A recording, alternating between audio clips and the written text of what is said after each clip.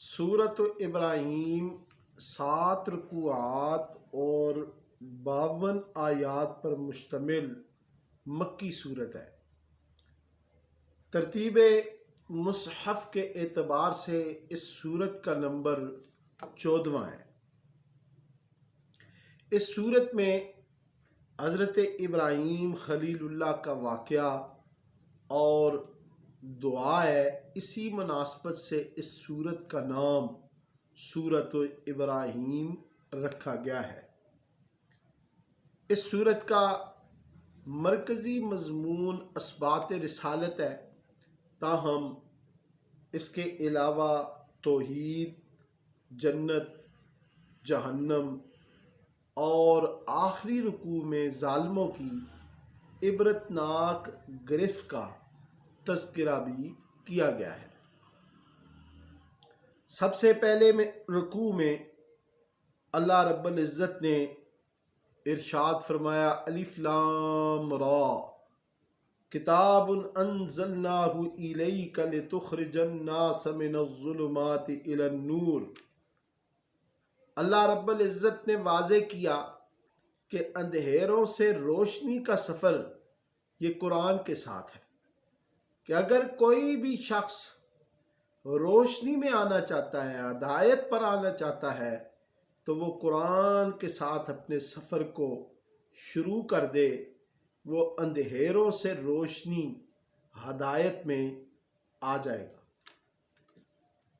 दूसरे रुकू में अल्लाह रब्बुल इज़्ज़त ने अपनी नेमतों का शुक्र अदा करने का हुक्म दिया और फरमाया, वइज़ तअज़्ज़न रब्बुकुम लइन शकरतुम लअज़ीदन्नकुम वलइन कफरतुम इन्न अज़ाबी लशदीद। कि तुम्हारे रब का ऐलान है कि अगर तुम शुक्र करोगे तो तुम्हारा रब तुम पर नेमतों में इजाफा कर देगा, और अगर ना शुक्री करोगे तो इसकी सज़ा बहुत सख्त है। सूरह इब्राहीम के तीसरे रुकू में अल्लाह रब्बुल इज़्ज़त ने जहन्नम की वाईद और मुजरिमीन का मुकालमा ज़िक्र किया है। क़यामत के दिन जब मुजरिमीन आपस में बातचीत करेंगे तो वो एक दूसरे पर एतराज़ात की बुछाड़ कर देंगे और इस तरीके से वो अपने दिल की भड़ास को निकालेंगे।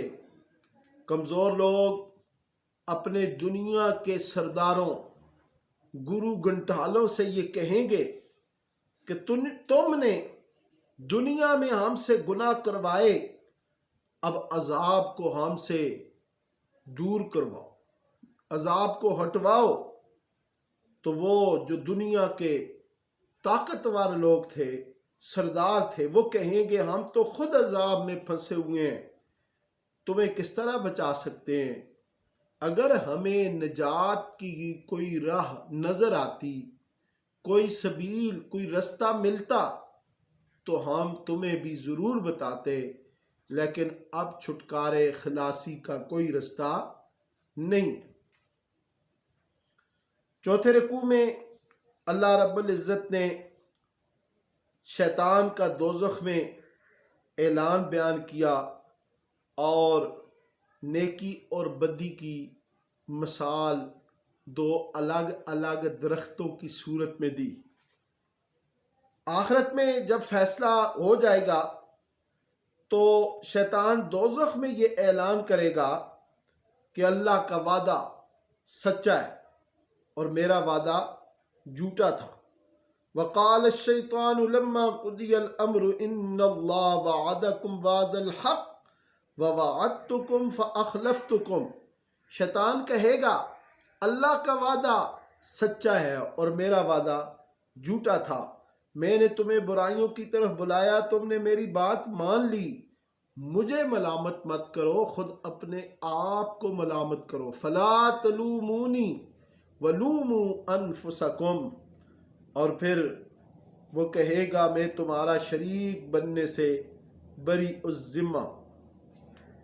फिर अल्लाह रब्बुल इज़्ज़त ने کلمہ طیبہ کی مثال بیان کی، الم تر کیف ضرب اللہ مثلا کلمۃ طیبۃ کشجرۃ طیبۃ اصلها ثابت وفرعها فی السماء، کہ کلمہ طیبہ کی مثال ایک اچھی ذات کے درخت کی ہے جس کی جڑیں گہری اور شاخیں آسمان تک پہنچی ہوئی ہیں اور وہ ہر آن میں پھل دیتا ہے۔ اور کلمہ خبیثہ کی مثال کلمۃ خبیثۃ کشجرۃ خبیثۃ خبیثۃ اجتثت، کہ کلمہ خبیثہ کی مثال یہ ہے کہ وہ بدذات درخت کی سی ہے جو کہیں بھی اگنے نہیں پاتا۔ پھر اگلے 5ویں رکوع میں اللہ رب العزت نے قریش مکہ کو دعوت حق اور ان پر اللہ کے احسانات کا ذکر کیا اور فرمایا وَإِن تَعُدُّوا نِعْمَةَ اللَّهِ لَا تُحْصُوهَا إِنَّ الْإِنسَانَ لَظَلُومٌ كَفَّارٌ، اگر تم اللہ کی نعمتوں کو شمار کرنے لگو تو شمار نہیں کر سکو گے، انسان واقعی بڑا ناشکرا ہے۔ 6 رکوع میں اللہ رب العزت نے حضرت ابراہیم خلیل اللہ علیہ السلام کی دعائیں ذکر کی۔ فرمایا وَإِذْ قَالَ إِبْرَاهِيمُ رَبِّ اجْعَلْ هَٰذَا الْبَلَدَ آمِنًا وَاجْنُبْنِي وَبَنِيَّ أَن نَّعْبُدَ الْأَصْنَامَ، کہ حضرت ابراہیم خلیل اللہ نے دعا کی اور انہوں نے عرض کیا ہے میرے رب مکہ کو امن والا شہر بنا دے اور مجھے میری اولاد کو بت پرستی سے بچا۔ اے میرے رب میں نے اپنی اولاد کو بے آب و گیا وادی میں لا بسایا ہے، اے اللہ تو لوگوں کے دلوں کو ان کی طرف مائل کر دے اور انہیں وافر رزق عطا فرما۔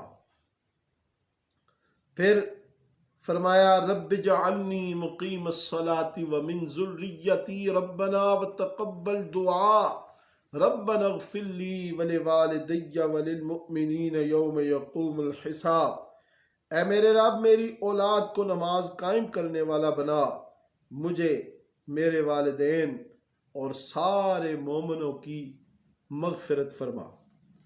7ویں اور سورہ ابراہیم کے آخری رکوع میں اللہ رب العزت نے ظالموں کا انجام اور قیامت کی منظر کشی کی ہے۔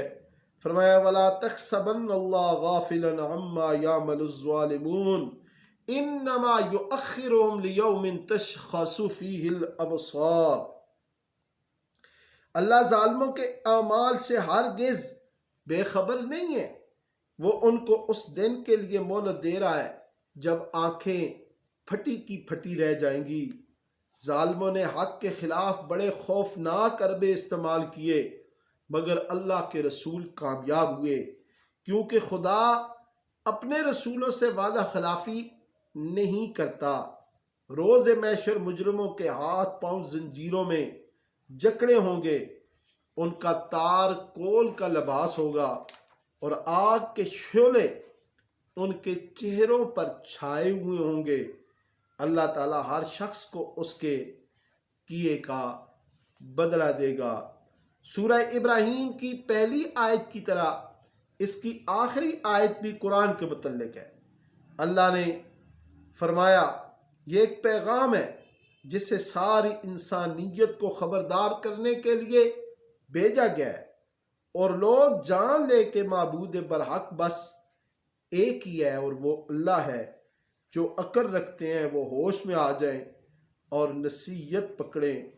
ھذا بلاغ للناس ولینذروا بہ وليعلموا انما هو الہ واحد وليذکر اولو الالباب۔